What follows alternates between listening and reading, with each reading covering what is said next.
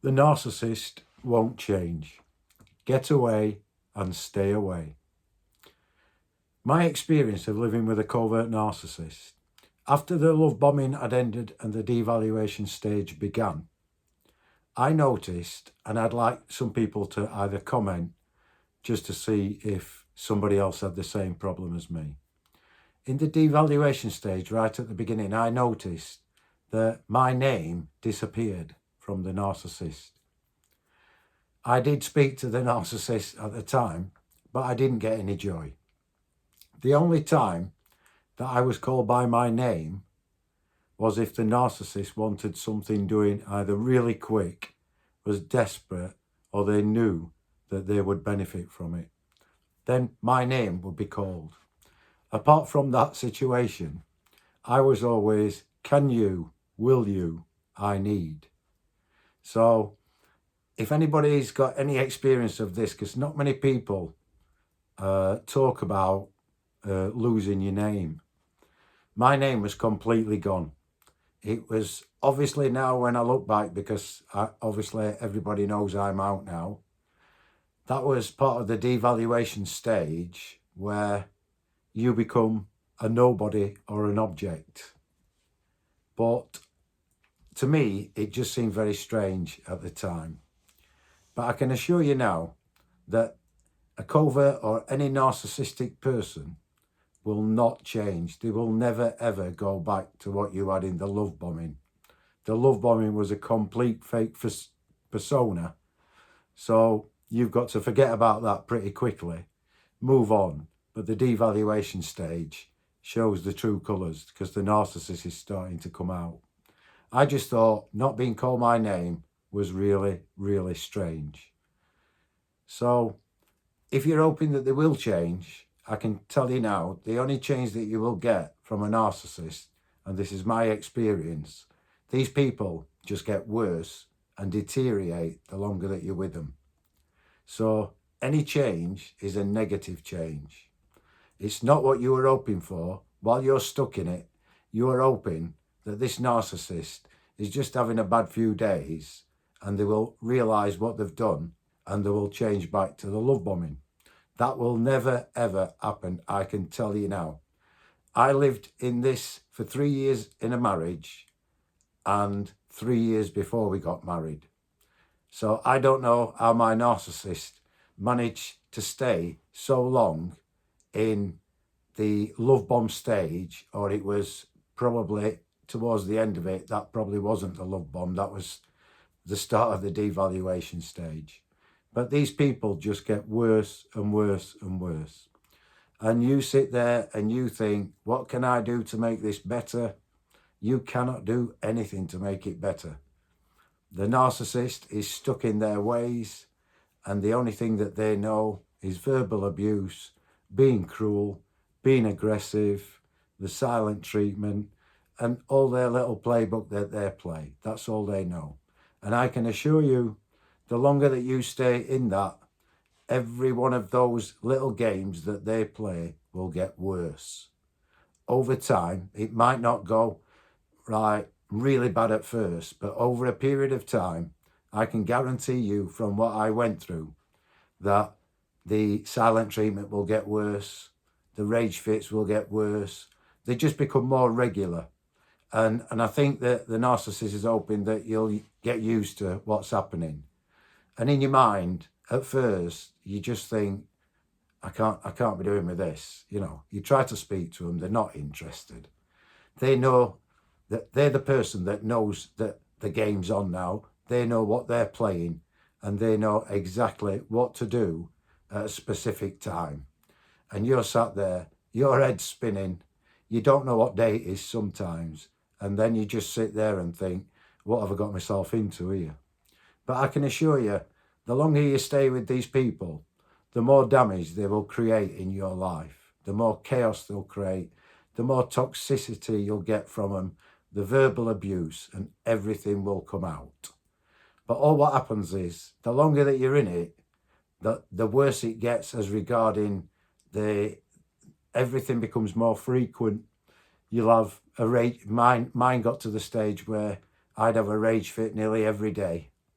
or I get silent treatment nearly every day. So there's something in their playbook that they will do to you every day.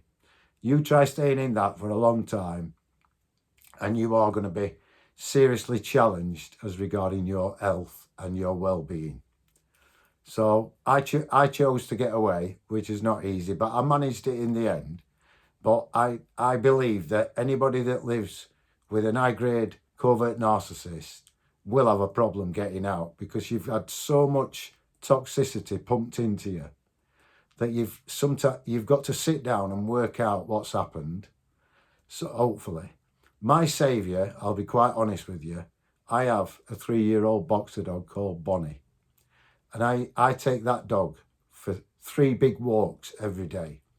And I believe the reason why I'm sat here speaking to people on YouTube is because I think at the time I had out with the big long walks with Bonnie, I think that helped me to stay where not to stay where I was, but I think it helped me to keep going and focus on getting out. So the bond that you've got with the dog is amazing, and she deserves to be treated with everything that she wants and given everything at the best of my ability I can give her for the rest of her life, because I think part of my life I owe to her. She was a big help, but she probably didn't know it. So the longer I stayed, the worse it became. So you know for a fact that you get to a stage when you're with your narcissist and you'll just sit there and think, this is only going one way now and it's just going downhill. But I think that these narcissistic people, I think they have got a sense that you are onto them, or you are working everything out because you decide to do things differently. I went a little bit quieter. I think the narcissist knew what I was doing. So I wouldn't try and play them at any games, because they're so skilled. They've had so much experience.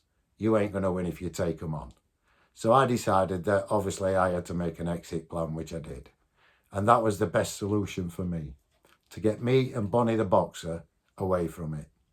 But because you have so much toxicity pumped into you by this evil, toxic, cruel and a wicked person, it does mess with your head a little bit. You've got to try and get your head around things. And you've got to tell yourself that this person is out to do you some serious damage. And at first, that may be hard to get your head around, because I'd married this person. I thought this person loved me. Couldn't be any further from the truth. This person doesn't care less about you. They don't like you. The only person they like is themselves. And I think deep down, they don't like what's inside on the self. But hey-oh, I worked out eventually that this person didn't like me. So as far as I was concerned, my best move would be to get away. So, but if you're waiting for them to improve, to get better, to tell you that they're sorry, to tell you that this shouldn't have happened and they got this wrong, you're never ever going to get that from a covert narcissist. My covert narcissist never apologized to me once. Nothing at all. It was just as though it was a blank stare and a vague look. Nothing at all. They think that everything that they do in life is perfect. You should follow their example because they are so amazing. But they are probably the worst people in the world that you're ever going to meet. On an intellectual basis, they lack any intelligence. And my covert narcissist, her favourite game obviously was the silent treatment and the verbal abuse. There was loads of toxic comments and stuff like that chucked in. And unfortunately, you do get used to what happens and they try and normalise it. And at first, you don't fight it. But then when you do wake up and realise that this is not for you, then you realise how bad it is. But you won't realise how bad it is properly until you've got away. Because me and Bonnie the boxer now have moved. We've got a nice safe place and we are okay. But I wouldn't say I'm 100% there, but I'm a lot better than what I was. But don't wait for these people to change, because the only change that you will get out of them is more toxicity, more abuse, more gaslighting, more silent treatment, more stonewalling. Everything that's in the playbook, they will chuck it at you. And if they have any inclination that you may be thinking about going, or they have a sense inside them where they know that you are onto them. I know, I can tell, I could tell. And these people will just chuck everything at you, because they'll probably be sat there thinking, if my grade A supply goes, I've got to rely on something else then. So don't sit there and suffer in silence. Try and get yourself away and stay away, because these people are just full of toxicity that they like to push into you. They like to pump everything into you that's nasty inside them as their self. They're cruel people. And realistically, in a proper, nice, decent world, you deserve better than being pumped with full of toxicity from a covert narcissist. Thanks ever so much for watching. I'll speak to you soon. Bye-bye.